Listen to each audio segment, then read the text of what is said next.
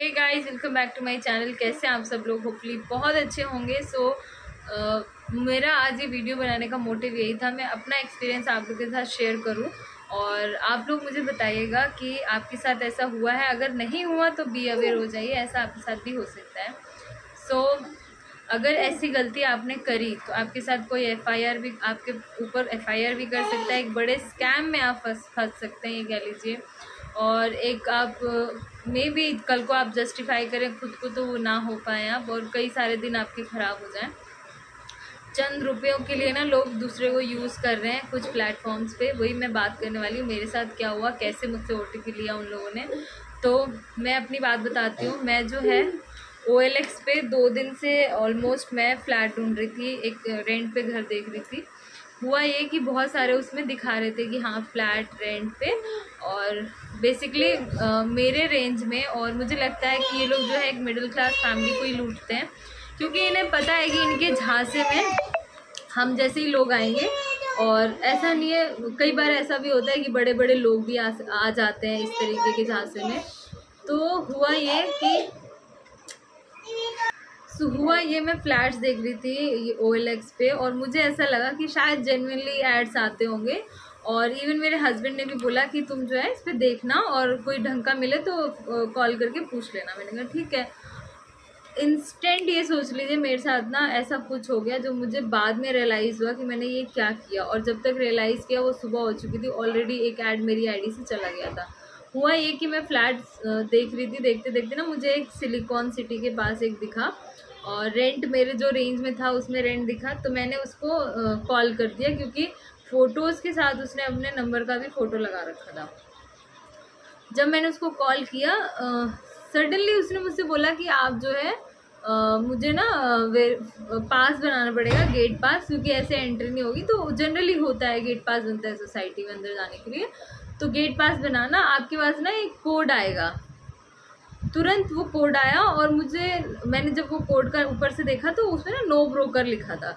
मुझे लगा क्या पता कोई लिंक होगा, इस वजह से इसने OTP मांगा। मैंने झट से वो OTP दे दिया। लेकिन आप ये सोच लीजिए, मैं पूरी रात सोचती रही उस बारे में कि ऐसा क्यों हुआ, क्यों मांगा OTP, और नो ब्रोकर से क्यों मांगा। तो मेरे हस्बैंड ने बोला कि हो सकता है ये बंदा सुबह कॉल ना उठाए। देखिए, सुबह उसने कॉल उठाया, मेरे हस्बैंड ने बोला कि आप जो है गेट पास भेज दो। तो उन्होंने बोला ठीक है। उसके बाद कोई रिप्लाई नहीं आया, कोई कॉल बैक नहीं आया, कोई गेट पास नहीं आया। फिर मेरे दिमाग में क्लिक हुआ, और मेरे हस्बैंड ने भी बोला कि तुम जो है नो ब्रोकर अब ऐप चालू करो अपने फ़ोन में और देखो कि क्या हुआ है आखिर।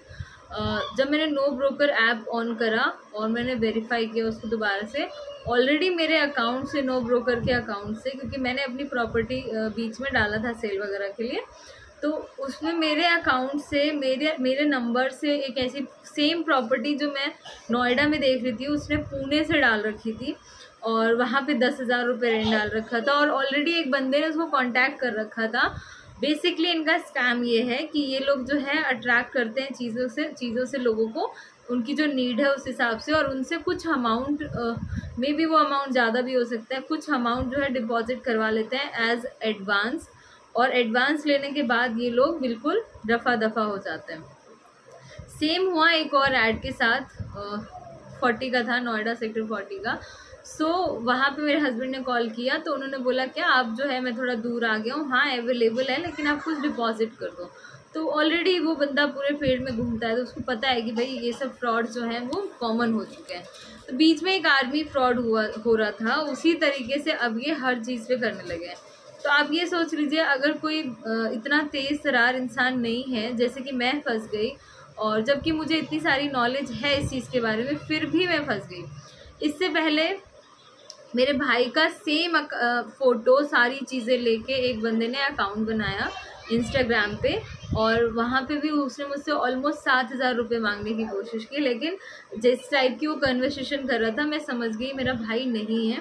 तो मैं आपको सिर्फ इतना बताना चाहूँगी, जो घर पे लेडीज़ है ना, वो प्लीज़ बी अवेयर रहिए। खासकर नोएडा में बहुत ज़्यादा हो रहा है ये, और इस टाइम पे एकदम बूम पे लोग कर रहे हैं ये चीज़ कि दूसरे का अकाउंट लेके आपको डरा के धमका के, मैं पुलिस थाने से बोल रहा हूँ आपका बेटा यहाँ। बिल्कुल स्कैम में पड़ने की ज़रूरत नहीं है। प्लीज़ आँख, नाक, कान, दिमाग एकदम फ्री रखिए। जो मैंने गलती करी, OTP तो बिल्कुल नहीं देना आपको, बिल्कुल भी नहीं देना, वरना आप फंस सकते हो। फिर मैंने सुबह वो जो अपने फ़ोन में खोला, उसके बाद कोई एक्टिविटी मेरे अकाउंट में नहीं हुई। तो मैं बोलना चाहूँगी OLX वालों को भी ये चीज़ ध्यान रखनी चाहिए कि इनके अकाउंट्स में क्या हो रहा है। इन लोगों ने इतना तो सब कर दिया, लेकिन सिक्योरिटी का कोई मतलब नहीं है। एक वेरिफिकेशन होना चाहिए कि हाँ जेन्युइन प्रॉपर्टी है या कुछ भी है, जेन्युइन है वो। बेसिकली सेल एंड बाय का तो है, ठीक है, लेकिन बहुत ज़्यादा फ्रॉडबाजी हो रही है। सो मैं आप इस वीडियो के थ्रू आपको ये बताऊंगी, कितना भी कोई भी जाल में आपको फंसाए, प्लीज़ ना फंसे। और होपफुली आपको ये इन्फॉर्मेशन अच्छी लगी होगी। अगर आप और भी वीडियोस चाहते हैं ऐसे जो मेरी लाइफ में घटना होती रहती है, तो प्लीज़ मेरे चैनल को लाइक शेयर एंड सब्सक्राइब कर लेना। मेरे वीडियो को शेयर कर देना लोगों के साथ, ताकि और भी लोग अवेयर हो जाएं। और कमेंट करके बताना क्या आपके साथ ऐसा हुआ है या आप फंसे हो या कुछ भी अगर आपके साथ हुआ है तो मुझे कमेंट करके ज़रूर बताना। मिलती है एक नए ब्लॉग के साथ, जब तक के लिए बाय बाय, टेक केयर, अपना ध्यान रखिए और बी अवेयर।